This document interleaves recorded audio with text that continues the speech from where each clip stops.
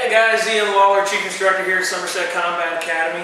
On this week's video cast, we brought in one of our instructors and one of my all-original, or I should say our actual all-original blue belt. When we opened here in February 2nd, 2015, I actually had all the martial arts equipment already down on the floor for the whole month of January, and what I was doing was I was teaching class completely for free to the public on Mondays, Wednesdays, and Fridays from 4 till about 8 o'clock at night. And Justin actually came in, I think our second day. Our second day, I'm pretty sure it was a Wednesday of the first week of January, and he's been with us ever since. So he's been training in Jiu Jitsu now with us for about 3.5 years. He's fought for us once, got a fight coming up in August. We can talk about that a little bit if you'd like. But mostly this week what we were looking at was moving forward with Jiu-Jitsu in and of itself, like going over a little bit of the history of it and why we teach it and why us as a Carlson Gracie Brazilian Jiu-Jitsu affiliate believe so highly that Jiu-Jitsu and Gracie Jiu-Jitsu, which we're a part of, is without a doubt the most dominant form of self-defense on the planet. There's like how many 130 something forms of karate, and people ask us about what do they ask us about all the time, like Krav Maga, stuff like that. Taekwondo. Yeah. Kempo. I don't even know what that is. I think it's a form of kickboxing. I have no idea. Yeah. And there's nothing wrong with that. But Justin's just like myself. We've been watching the UFC since its inception in the early '90s there. And for a lot of people that don't know this, the way the UFC actually came about was the Gracie family moved up here. Horian was Grandmaster Elio Gracie's oldest son. This is actually in Grandmaster Elio's book that he released. There's only, I think, 800 or 900 copies that were produced. I have one of them, thanks to one of my friends that bought it for me for a birthday present. But they were about to go bankrupt. They thought if they moved here to the U.S. and joined because the karate revolution had been going for a long time. There's kung fu, schools on every corner in Southern California. I actually went to one for one summer while I was visiting my dad. There's a Charlie Foot kung fu called it was a White Tiger or something like that. I don't know. It was in El Cajon, California. But Grandmaster Grandmaster Elio and his sons, they all moved here thinking, man, our stuff is, our jiu-jitsu is, up here by comparison to the usability of karate and, the things of that nature. And they were like, well, we want to prove that. Well, they moved up here and almost went bankrupt. Like, nobody knew what jiu-jitsu was. Nobody cared that it was, obviously, and had, based on mixed martial arts today, is the single most formidable individual martial art. Obviously, you have to be a complete martial artist to compete in MMA nowadays, but it's definitely the most formidable single martial art on the planet. But nobody knew it, so they almost went bankrupt. And as kind of like a last-ditch effort, Horian, Grandmaster's oldest son, came up with the idea of the UFC, and they sent out challenge letters, like old school style, to all these different dojos. It was karate, it was Muay Thai schools, wrestling academies, or collegiate wrestling schools, whatever. They sent out a bunch of letters to them, basically challenging them to send their best guy, so to speak, to contend with what Horian Gracie wanted is he wanted the best out of his brothers to compete, which was without a doubt, and no argument there, is Rickson Gracie. He's accumulated a record of, speculatively, I don't know if this is for sure true or not, it's hard to keep documented, but over 400 wins and no losses. In bare knuckle contests and stuff like that. But Grandmaster Elio actually refused to let Rickson do it. He said no. He's like, if we're going to prove that our art is the best, we're going to use our smallest, our weakest. And not by any means that Royce Gracie was weak, but he had been a black belt for a very short period of time by comparison to his older brothers. He'd done virtually nothing as far as competition was concerned. And lo and behold, he was the first ever UFC champ. He beat the best of the best against much bigger, stronger opponents. Like, if you looked at, now Grandmaster Rickson Gracie back then, he was 215 just shredded pounds, and Royce is not like that. Royce is, I think when he was because they weighed those guys in like at the fight back then. I think he weighed in at some of those like 179 pounds, 180 pounds. I don't know if he even was that much. So he was like the youngest black belt in the family. Yes, that was what they based that on. That they wanted their most inexperienced guy to beat all the best, badasses, so to speak, from all these other academies. Yeah, there's a little known fact about jiu-jitsu, and then he went before he retired from competition in the 90s. He went, I think it was 15-0. It was either 15-0 or 11-0, something like along those lines. But I mean, at the same time, you also got to think like, you're fighting 4 or 5 times a night. Like that's impressive. Some of his bouts, like his bout with Ken Shamrock, was 30 minutes long, with one rest. It was one rest between their 20-minute fight and then their 10-minute overtime round before it was declared a unanimous draw. And I think that was at UFC 3, if I'm not mistaken. That sounds right. But yeah, so I mean, the dude submitted the who's who of the fighting realm back then. But from an outside standpoint now, there's jiu-jitsu academies all over the place, and everybody preaches that their jiu-jitsu something special, which is not true, because there is no new jiu-jitsu. It's based on each individual practitioner's ability.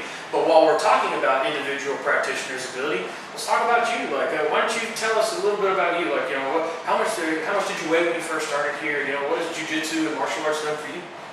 Actually, when I started here, was it 2015, right? Yep, January. Yeah, January 2015. I was about 250 pounds, 255, something like that.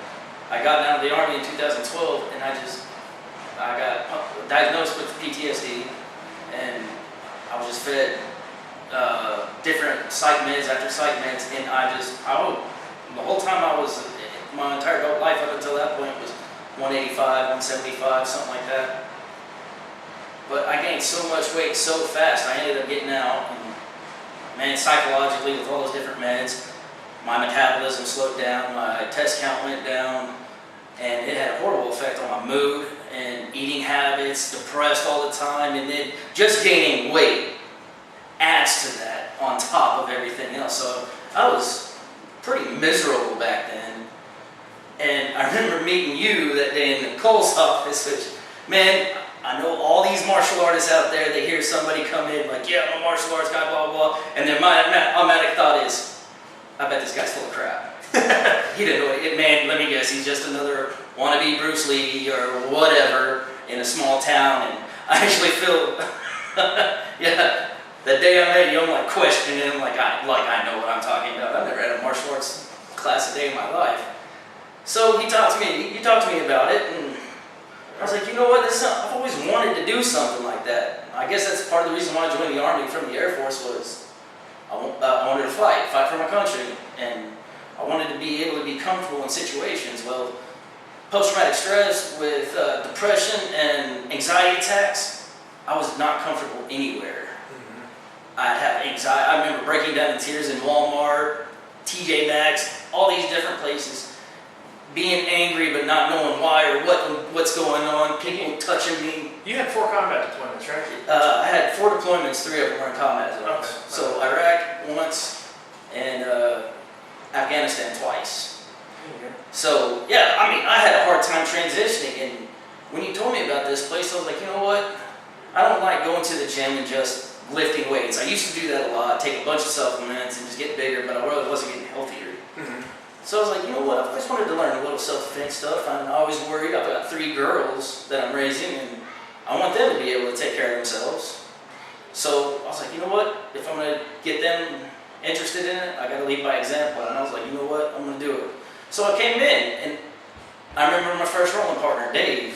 Mm-hmm. I can't remember his last name. Matthews. Dave Matthews, yeah. Man, love that guy. Yeah, man, first guy I ever rolled with, and man, he balled me up, and he was so strong, I couldn't handle it. So, but I was like, this is getting interesting, but I could feel there's nothing more stressful than another 200+ pound man punching you in the face or laying on top of you. I was having anxiety attacks over and over. I'd have to leave the mat. I couldn't breathe. I was hitting my inhalers all the time. I couldn't even get through the warm-ups without. I remember when we'd like run laps around, we had a hard time keeping up. Yeah. Well, where are you at now? Now, man, I fluctuated here and there, but like with my first fight a couple of years ago, I fought at 205, and I dieted down all the way to that point, and then I just had to drop the last 10 pounds that last week, and that was simple. That was pretty simple. I'm not going to say it was easy, because starving yourself for 24 hours is never easy. But I fluctuated a little bit, and I just kept saying, I remember leaving the mat here, the times that I sparred against you, Will, man, and just feeling like months, like, I'm not getting any better, man, I'm not getting any better, and work myself up into an anxiety attack, and then I start, I was 30-something years old, and I'm like, man, I'm not learning anything, he's gonna just kick my butt all the time, but I just couldn't give up on it. I just loved it so much, and everybody in here was so cool right off the bat. I met you, Will, Patrick, Vince, all these guys, and man, I'm closer to you guys than I have been to guys on my deployments as well, but I'm closer to you guys than I am with some of my family, I can sympathize with you on that one. Man, and it's just, we fit right in with each other. Now here it is, like 30-something years later, I got my blue belt in 2 years, and it gave me, outside the Army, it actually gave me something, a goal to strive for. Every day I was progressing a little bit, and I didn't know it until other instructors started pointing it out, like, hey man, I used to get you in arm bars all the time, or hey, I used to take your back all the time, or I'd never let you pass my guard. Now you get past my guard first thing, right off the bat. And I wasn't putting all those things together until the day that, I actually did my first submission on somebody. And then I was like, it's all coming together. Yeah, it starts clicking in your head. Yeah, and all of a sudden, and even with my boxing and some of my striking stuff, I found that I'm not taking as many, or I'm giving out just as many hits as I'm taking. I'm not just somebody's punching bag anymore. And I remember being so frustrated, crying, and like in the car on my way home, but saying, no, I gotta do this. I love doing this. It gave me something to shoot for, and I think that's what a lot of veterans like me lack after we get out of the Army is setting certain goals for yourself, finding something you're passionate about and chasing after it. And that's what this place did for me. And then, a couple of years later, I see other guys, may not have been in the military, they may not be veterans or something, but guys that want that same drive towards something, then they end up loving it, and I get to be the one to help them out. And, hey man, this is what I used to do. Mentorship. Yeah, I mean, it goes hand in hand, and it was amazing. I started feeling like I belonged somewhere. I was back in kind of like an NCO position where I was teaching others how to do something, and I felt that drive again. I started stabilized off of different medications. I don't need my inhalers half as much. I sleep during the night. And it's all because of what we've been doing here on the mats. And not just on the mats, physically training, but the mental aspect that goes with it, Man, and anxiety attacks or fights, whatever, whether it's physical or in your head, first thing you got to do is breathe. And that's the biggest thing that I've learned is breathe. If you can breathe, you can think. If you can think, you can calm yourself down, then you can react. And then it gets to the point where you breathe and just react. You don't even think about it anymore. You mentioned earlier that you had, and I know that you have, 3 daughters, and then for the vast majority of the time, I've known you. You also have a stepson. What kind of differences did you see in your kids, like since they've been training here? First of all, I'm a pretty strict parent. I mean, kids don't run my house. I'm a firm believer in that. I give kids a couple chances to get it right, but more or less, like if I tell them to do something, I expect them to get it done. Here, I was just able to reinforce that. But not just me. I had you and the other kids coaches doing the same thing that I did. I had a like-minded opinion on how to talk and raise children.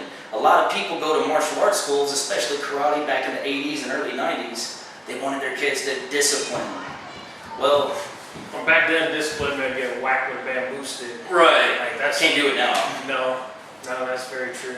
It does make it kind of more difficult on the coaches nowadays because, like, you know, it's almost impossible to teach jiu-jitsu the way I believe that it should be taught. That it is a form of discipline. That, you know, like some of the academies that I've been to, like when the instructor's talking, every student is taking a knee, staring at it. There's a uniform. There's a code of conduct. You know.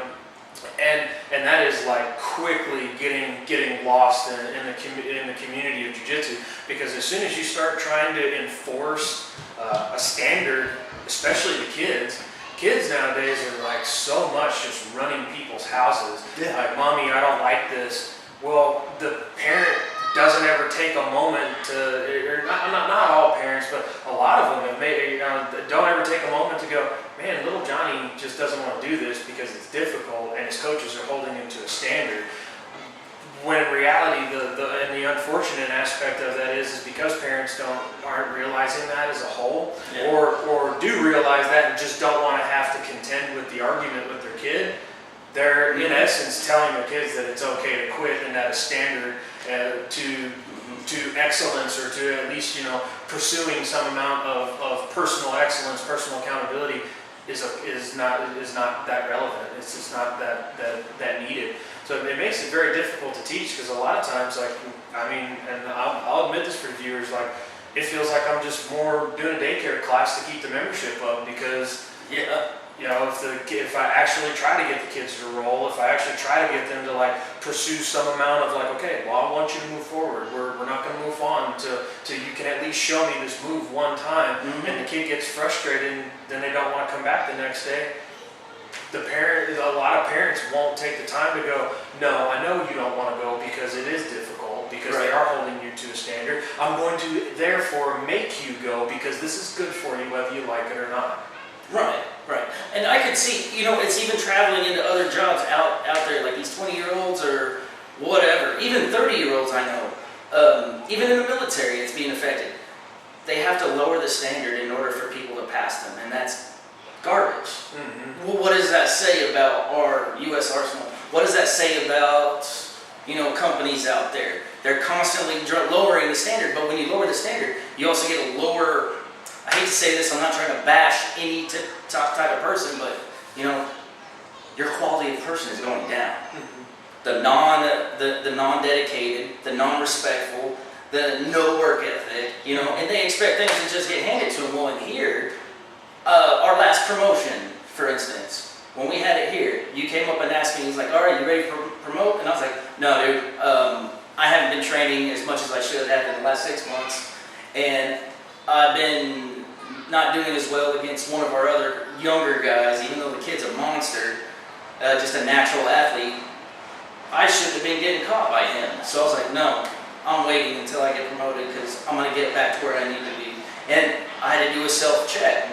I'm not trying to brag on myself or anything, but there's a lot of people out there that kind of need to do that. Take a step back and really reevaluate themselves, because I hear so much from like some of our other coaches that have come down, black belts all the time, like, man, jiu-jitsu's getting watered down and watered down and watered down. I can't stand that personally. I love knowing that it took me 2 years to earn my blue belt. I earned it. I know I put in every ounce of it that I could. And you know, that goes back to, like, that's one of the aspects of jiu-jitsu that a lot of people don't understand is, you know, it is, I'm not sure if it is the longest form, but if not, it is definitely one of the longest forms of martial arts on the planet to earn your black belt. I mean, the average timeline is 10, 13 years. Right. Like, I had my first stint in jiu-jitsu on a summer break while I was visiting my dad at the San Diego Fight Club with Charlie Kohler and Joe Duarte and Pat Spade. And some of these guys I still look up to this day. Charlie, Joe, Pat, if you guys are watching, I love y'all. You all are a lot of the reason I am who I am today. You know, again, that was just for a couple months, and then I had nowhere to train until I met Darren Durham with Smith Jiu-Jitsu when I was 18. So, I mean, from the time I was 18 when Coach Darren gave me my first gi till now, 10 years later, I'm a 2-stripe brown belt. And, you know, I'm not trying to brag or anything, but, you know, competitively, I've left a niche. I'm a top 10 lightweight, I'm a top 10 lightweight in 2 states. I'm a top 10 welterweight in 1.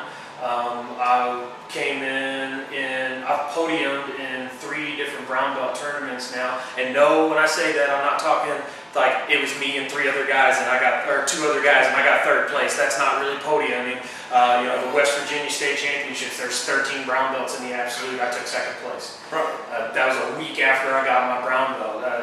Just stuff like that. Like, I've done very well as far as expert level no-gi competitions are concerned. I won the UFC Expo. I've won Grapplers X, California State Championship at no-gi expert 175 division. So I've had a strong competitive niche. And I've been a brown belt now for 3 years in July, and I'm just a 2-stripe brown belt. Does it get disheartening at times? Absolutely, but is the journey and the process completely worth it? Heck yeah, man. Oh yeah, definitely. I've easily met some of the coolest, most down-to-earth, like ride or die, will have your back people that you could possibly meet. Like, I'm not saying this to be funny. My martial arts family was always stronger, even while I was on active duty, than my uniform family. I can remember one of my buddies, Jason Perry, and I'm going to tag you in this. He was a sergeant major on the base that I was at, and he came in and he was like, well, to the office I was working at. I was working in physical therapy right before I got out at Naval Hospital 29 Palms.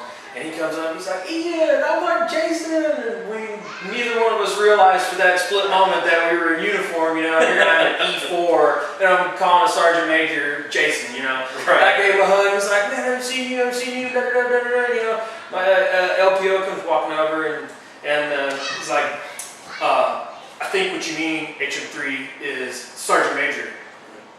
Jason looks at him and goes, I think it's none of your business.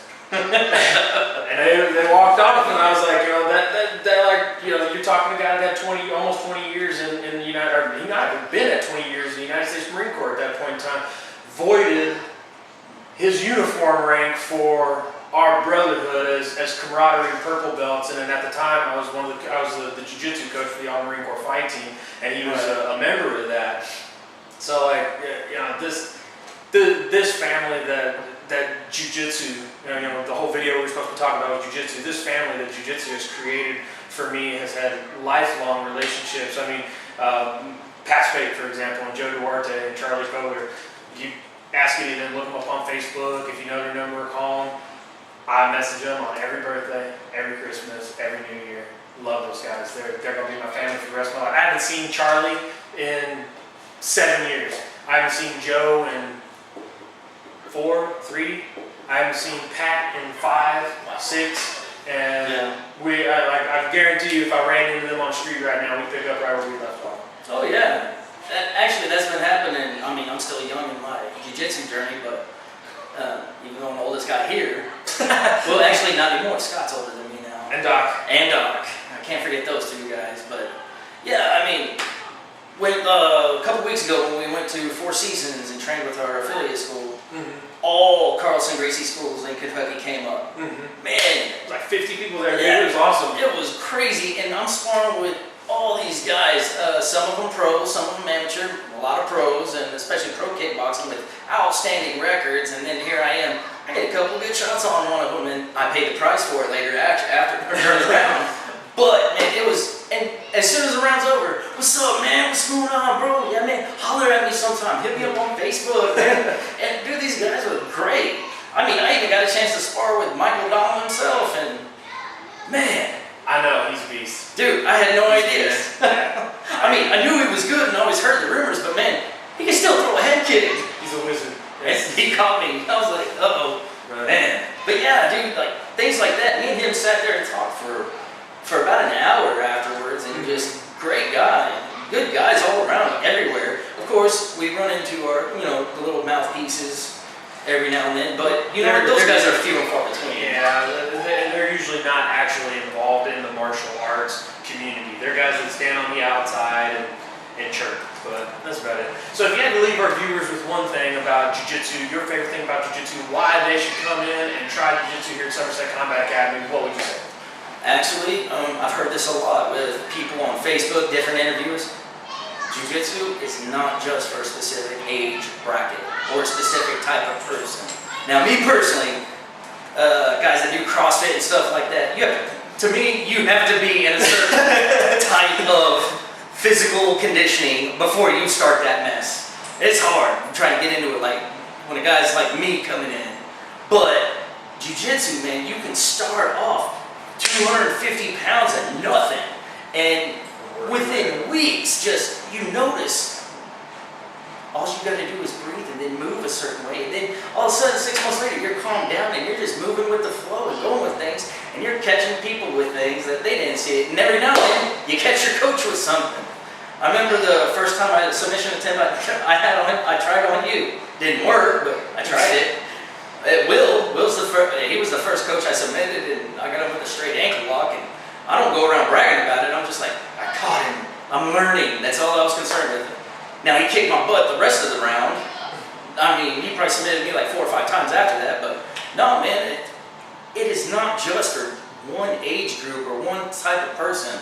Man, I was 34, 35 when I had my first jiu-jitsu match at West Virginia State Games with you. And I got really mad. Like, I would have like fist fought that one opponent. And you know which one I'm talking about. Yeah, the Aikido guy. The 3rd degree black belt. And okay, like Aikido is not jiu-jitsu, but it is a joint locking art. And a dude had 22 years of experience in a joint locking art and enters into a jiu-jitsu tournament at beginner. As I'm like, give me a break, man. That is like sandbagging at his best. That's like a collegiate wrestler going, well, I've never done jiu-jitsu. I'm going to enter at beginner no-gi. Right. Give me a break. You got 20 years of experience moving human beings and joint locking them. You are not a beginner. Right. But anyway. Well, this guy was like 40 something, and yeah, he wrist locked me, which I thought was kind of. I was like, whoa. And then he tells me, yeah, I'm a black belt, 3rd, whatever, in Aikido. I was like, is that right? That's not right, is it? But you know what? I still had a great experience, and from there, I was able to go to 3 more tournaments where. I podiumed once or twice. You podiumed twice. The 3rd tournament I took you to, you got dropped out with when the guy like flying hit you in your groin. Yeah. I didn't get dropped out. That might have been the 2nd worst shot in the cup I've ever seen. Well, they put me in a bracket where I was 226. Oh yeah, and that guy was 280. Yeah, one was 280 and one was 310. And I was like, here we go. I'm 225. And then who did they make got the 2 go first? Me and the guy that was 280. Yeah. And then once that was over, I went against the 310 guy. Stop scaring her. Tell him. Yeah. But yeah, don't go heavyweight. If you're a heavyweight now, you're going to lose it and go down to 185. But yeah, man, I mean, I've seen guys in their 60s in their first match. Mm-hmm. It's all about the progress. It is a blast. And you know what's crazy is these guys go to their grandkids' soccer games, baseball games, wrestling tournaments. But then their grandkids get to turn around and cheer them on at one of these events. And that's amazing. You don't see that anywhere else. Nowhere else in any other martial art or sports event do you see guys entering their career over the age of 40. Yeah. This is the only one I've ever seen. And these guys, it's like when we get up into our 30s and 40s, oh, I'm just this. Well, we did rediscover, man, we ain't that old, Yeah, I'm maybe 30, 40 years old. I'm 37 now, but I'm like, man, I'm still a man. And some of these young guys need to know what it's like, get whooped up on by an older guy. If I had to leave our viewers with one thing, I would say jiu-jitsu is the only functional martial art that you can put a uniform on, have adult progression in doing so, and you actually get to learn how to do productive, functional self-defense movements against an opponent. I know that to most women out there, the idea of like rolling with somebody or grappling is like mind blown. I know that to most guys out there that pump weights in the gym and look a certain way don't want to step foot in a place like this because that image they have of themselves in their head will get shattered. And I know it will because I was that guy. I was a bodybuilder in my teenage years. I thought, having a 300-pound bench press and only weighing 160 pounds was phenomenal. But I came into a jiu-jitsu academy and I got that image in my head shattered. And to be honest with you, it was one of the best things that's ever happened in my life. Saying yes to doing something that I was afraid of or apprehensive about was one of the best things that I ever did in my life, because I know now that my max bench press matters not to being able to take care of my family. I know that when my wife and my daughters are training with me, that they can protect themselves for real. They're not doing katas in a mirror. They're not breaking boards that are already cracked down the middle, and that's what they're designed to do. This is functional. This is the only thing I've ever taught or had any involvement with that somebody has came up to me later and said, this saved my life. And it was a woman, all right?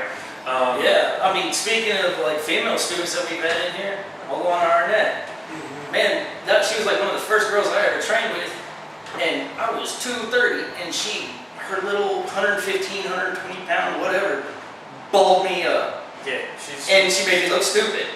And I was like, man, I got 20. And she actually, after she got done balling me up, man, most guys said, oh man, I can't believe that happened, blah, blah, blah. But you know what? I was like, no, forget all that mess.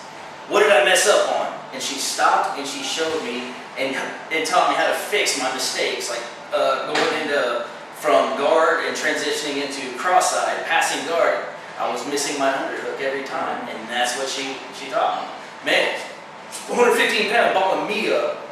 I mean, it can save somebody's life, and you may not need to know anything but one time, and that one time it'll save your life, like Dr. Eric Thomas said. You know? Yeah, that's very true. All right, guys, we really appreciate you hanging out. Sorry we kind of ran this one over just a pinch, but got some good stuff. So please swing by Somerset Combat Academy here, south end of Somerset, next to the big outdoor flea market, Lake Cumberland Flea Market, behind your rental storage. We'd love to have you guys out. Come try a free class, and maybe I'll see you on the mats. And again, you might someday wind up being the most formidable version of yourself imaginable, and there's nothing more secure than that. If you want security, if you want to know that you can take care of yourself, come hang out with us. That's the best thing I could say. You guys have a good one. I'll catch you later.